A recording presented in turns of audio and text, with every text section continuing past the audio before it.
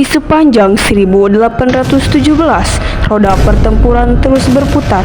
Rakyat Maluku menggempur balik Belanda yang baru saja mendapatkan Kepulauan Maluku dari Inggris. Hiporia Belanda yang kemudian berujung kehancuran saat rakyat bersatu membabat habis mereka di bawah sosok komando yang amat tangguh, pemberani, dan suka dikalahkan.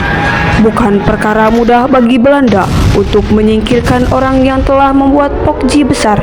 Ialah Kapiten Pattimura.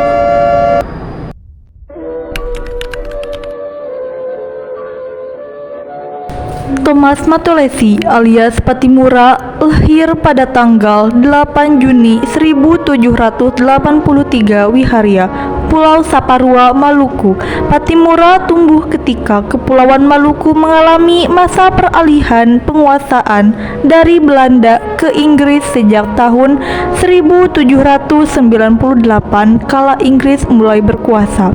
Pattimura muda masuk dinas militer Korps Ambon bentukan negeri Britania Raya itu hingga mencapai pangkat sersan.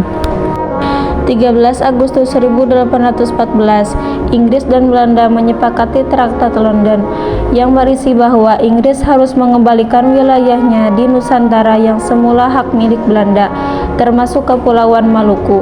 Hal itu lantas menimbulkan petaka bagi rakyat Maluku. Belanda memberlakukan kebijakan yang sangat merugikan rakyat, monopoli rempah-rempah, menetapkan pajak tanah yang tinggi, memindahkan penduduk untuk dijadikan pekerja paksa, hingga persoalan pelayaran hongi. Kondisi politik, ekonomi, dan hubungan kemasyarakatan yang buruk selama 2 abad dengan Belanda. Rakyat Maluku akhirnya bangkit mengangkat senjata di bawah pimpinan Kapiten Pattimura.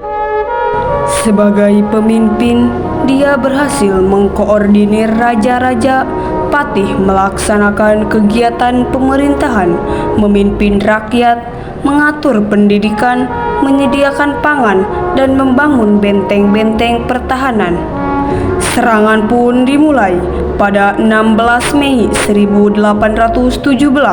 Pasukan Pattimura berhasil merebut benteng Rustad dan menewaskan Residen Johannes Rudolf van Jember beserta 19 orang prajurit. Belanda rentetan perang juga terjadi di titik-titik Rusia lainnya, baik di darat maupun di laut. Kemenangan demi kemenangan pun diraih pasukan Pattimura, termasuk dalam pertempuran Watir atau Anohito hingga Seram Selatan. Belanda semakin terdesak demi menemukan cara untuk menghentikan sepak terjang Pattimura yang kian menakutkan. Akhirnya Det Impire atau politik pecah belah pun diterapkan. Belanda semakin terdesak demi menemukan cara untuk menghentikan sepak terjang Pattimura yang kian menakutkan. Akhirnya, Divide et Impera alias politik pecah belah pun diterapkan.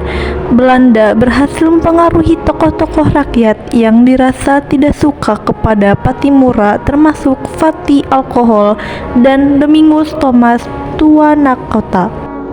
Akhirnya, pada 14 Desember 1878, Pattimura bersama Anton Ribupili Platumahina dan Said Parinta berhasil ditangkap dan dihukum gantung di depan Benteng Bius Victory, kota Ambon. Kapiten Pattimura gugur di tiang gantungan pada usia yang masih muda, 34 tahun. Pada 6 November 1973, pemerintah Republik Indonesia menetapkannya sebagai pahlawan nasional.